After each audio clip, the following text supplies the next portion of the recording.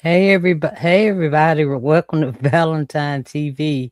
As you come in, please hit the like and the subscribe button. And the light just got hot. That's what I was saying. I thought y'all might have heard it. That darn light ain't no joke. But anyway, um, the reaction tonight is coming from MERALI. And hey, I told y'all they talking about a part two. They even talking about just a bonus and put it on YouTube. I was like, what? What? But anyway, so I'm gonna let Murad Morelli talk about it, and then I'll be back with my reaction. Plus, there's a couple of little other things that's in there but it still has to do with the documentary. But yeah, I just wanted y'all to know about the bonus doc or either another part two. Okay. So here we go. Here we go. 1 second, please. This isn't going away, guys. Who would have thought that Diddy and documentary, it would have left a juggernaut of issues for Diddy to deal with? Who would have thought that this documentary would have gone super viral? I thought that it would have had some kind of attention, but I didn't expect it to go number one in so many countries, number two in so many countries. This has done so much damage to Diddy. Everywhere. It's arguably done more damage to Diddy than the criminal trial, PR-wise. And probably on the same level as that video of him beating up Cassie, going super viral. Everybody's seen it and it's so bad. 50 Cent has just announced, guys, that there is actually more footage of the Diddy documentary that is set to be coming out. He's saying that they filmed more. They only had like the lady Alex, she said that they only had a certain amount of what you call it, bandwidth in each chapter, so they had to chop it. So that means it is more. It's enough for a part two, and I am ready for it. He is threatening Diddy directly and stating that there is more on you that we have filmed, that we are currently putting together, that is either going to go up on YouTube or as a bonus extra episode for the Netflix platform. This is the worst news that Diddy can receive right now, that after he's been brutalized by this documentary, exposing who he really is, what we've already known, but the majority of the general public not, that there is more footage coming out, and it's got everything to do with Chance, one of Diddy's daughters, and the fact that Chance's mother was somebody who was very close to Tupac, and that Diddy purposely got close to her and wanted to have a child as some form of payback, ego push and move. The more we center on Tupac, I do believe we are getting somewhere in the conversation of how evil Diddy is. There are three concepts, three people, three foundations to the depth of evil that this man is, and that is Tupac, Biggie, and Kim Porter. Then couldn't make it was 4 episodes, right? So it was a lot. You had to pick and choose things. Like even in an area where he chooses to date people who he knows previously dated someone. He has a baby by a woman that was dating Tupac. Wow. To add to it, but we had to cut it down so for time. So are you coming out? I know next year is going to be a number 2, season 2. I just put it on YouTube. I just put it on YouTube. Well, we can subscribe and get it. I love it. And these three people need to be headlined as much as. Now, y'all heard that for yourself. And that was recorded today. Sorry for yelling. That was recorded today, y'all. So, and the other one that I saw was earlier, like when he said people keep calling it a hit piece. He said, but once you watch the documentary, you'll see it's not a hit piece. But we all know 50. You know, the culture, we know 50, but we know that the lady, Alexandra, or Alex, she's the one that picked and chose, and she said that like everybody keeps saying, why was such and such in it? Why wasn't such and such in it? She said they called so many people, talked to so many people. Some people still didn't want to be it. They didn't want to be on it. But they still told them their version of what happened and stuff. She said they refused to be on it or to be named because they were still scared. And that anybody that y'all say, like when y'all people been asking about where's Bentley, the butler, where's he at? The umbrella man. You know, they called him.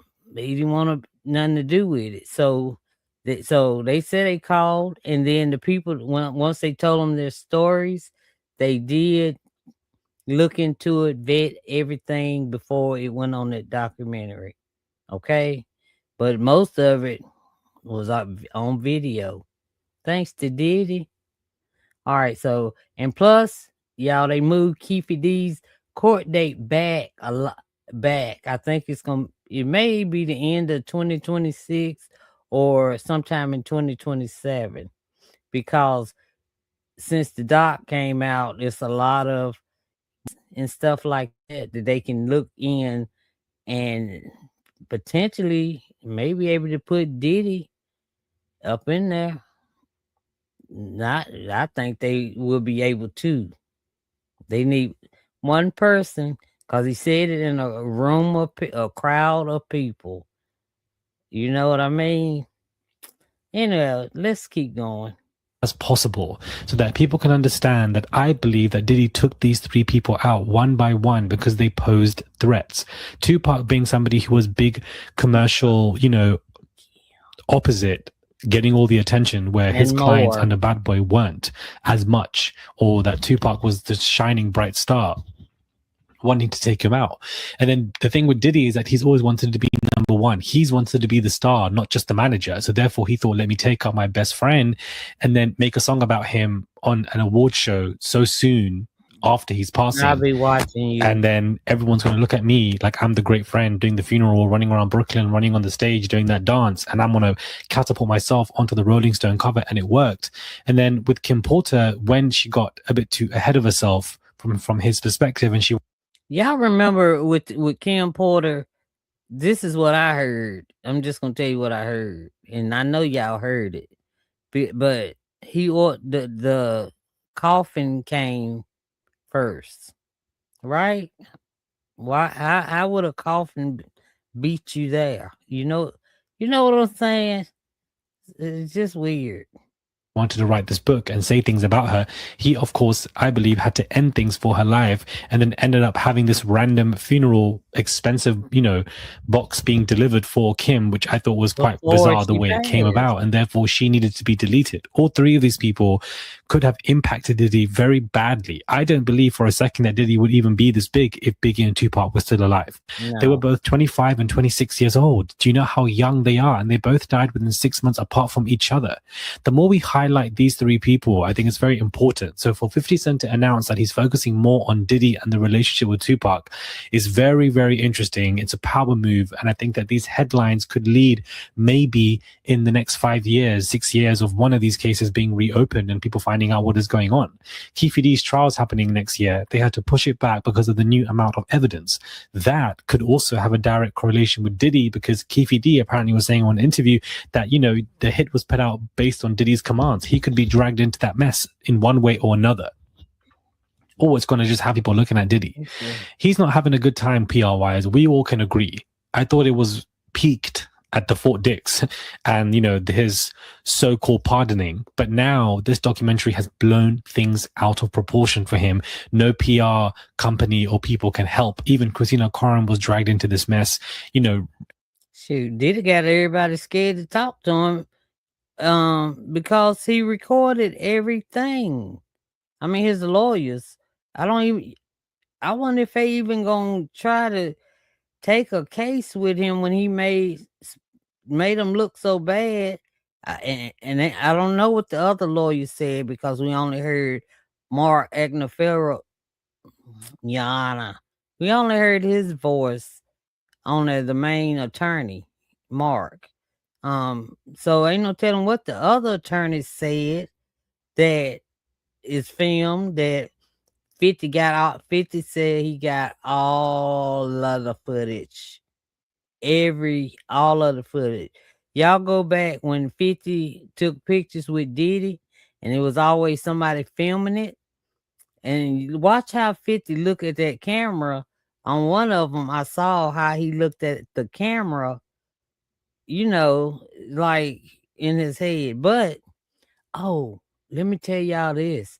The lady said that they started this documentary, deep diving into the documentary, when Cassie put in her whatchamacallit, her thing, when she took Diddy to court, you know, when she filed the thing. I'm not a court person, people. But when she filed, yeah, took a one out, whatever, took Diddy to court, she filed the paperwork. That's when they start deep diving into the behind the scenes of the music world, what happened to this friend, that friend, all of that. That's when they start. She said that's when they started it. Soon as Cassie filed the papers on Diddy. That's what she said. Everybody rethinking about her. So these three people, I really want them to focus on. We don't need to focus on it because we already know what we believe has happened to them via Diddy. We've spoken about it already multiple times here. We can't do anything else. But mainstream news need to catch on to this because a lot of people after watching the documentary were tweeting and talking about, oh, I didn't even know that P. Diddy did this. I didn't even know that Diddy. We also need a separate Netflix episode on Kim Porter and the disappearance and what happened to her. People in the general public need to know. That wasn't touched on as much, and that would be my complaint that needed to be. Moving on to more Diddy news, because, you know, clearly it's a hot topic. It's never going to end at this point. But a video of Diddy and Nipsey Hussle was going viral, accumulating 10 million. Oh, yes, I forgot. Thank you, Murad. But y'all, when they should, if he had something to do with this. Views where you can see that Nipsey and Diddy are in the studio together, and Diddy basically was letting him know, you know, stop clapping, and Nipsey was like, I can clap whenever I want. Yeah, Nipsey didn't. And then, of course, Diddy was looking at Nipsey's girl, kind of, you know, baiting her and basically letting Nipsey know that I can do something to your girl, which is what he loves to do. He loves to go for the men's women because he sees the women as possessions. We gotta go back to the break. We're gonna go back to the break. We're gonna do the clap again. I'm gonna clap all night. Nipsey said, I'm gonna clap all night.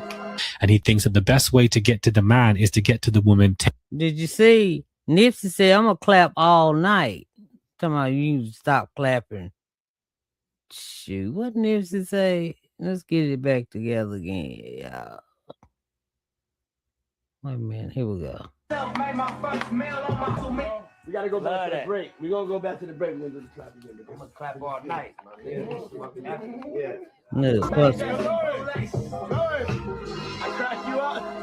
And he thinks that the best way to get to the man is to get to the woman, take their woman, and show that, you know, I'm the big bad boss, I'm the big bad wolf. That's what this man likes to do. That's his ammo. That's his game.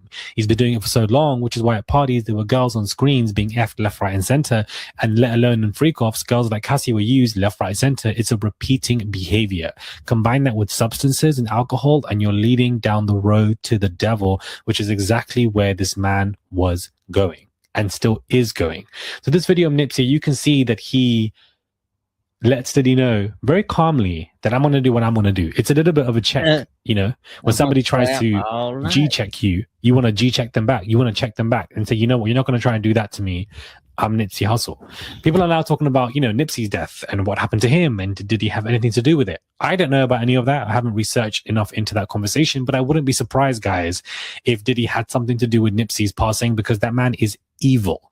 We've been stating it, and I feel like 50's documentary has validated us in that exclusive footage of him prior to his sentencing, prior to his arrest, He was stating to his lawyers, we need to get the dirtiest people that we can globally, if we need to, the dirtiest of dirty, because that's what Diddy is. There's no... The point, yeah. If y'all want to see the rest, y'all can go to MERALI. He's on YouTube. Listen, yeah, he said we need to get the dirtiest of the dirty and all of that stuff. So, like, you know, I heard if okay, like all of these that's now still taking up for Diddy, they still taking up for Diddy. I wonder if it's the PR stunt running around here trying to change everybody's mind. Cause I even saw something on YouTube talking about the reason you should not watch the documentary. I didn't even watch it. And plus I didn't feel like watching it. But if I see it again, I'm gonna watch it and see what reason they give that you should not watch it. That's dumb. So that's just people are running interference for Diddy, okay? They running around these streets taking up for Diddy, like Ja Rule. Rat, you ain't nothing but a rat. Hey, but he didn't say he was lying though. He just called 50 a rat. But he did not say 50 was lying. Hey, don't make me go getting all the dialogue. No, I can play the words and let y'all hear him running out the room. Let Gene Deal tell it. All right. But anywho, just watch out for the friends for Diddy. You know, they just taking up for him. It don't make no sense. But anyway, I'm gonna let it go right here, y'all. And I appreciate y'all rocking with me. I appreciate it so much. It's gonna get better, y'all. It's gonna get more livelier. Okay. So I just need a couple things. I gotta get a couple things, okay? All right. Thank y'all for joining Valentine TV. Please don't forget to hit that like and subscribe to the channel. And I appreciate it. And I'll talk to y'all later, okay? Good night, y'all.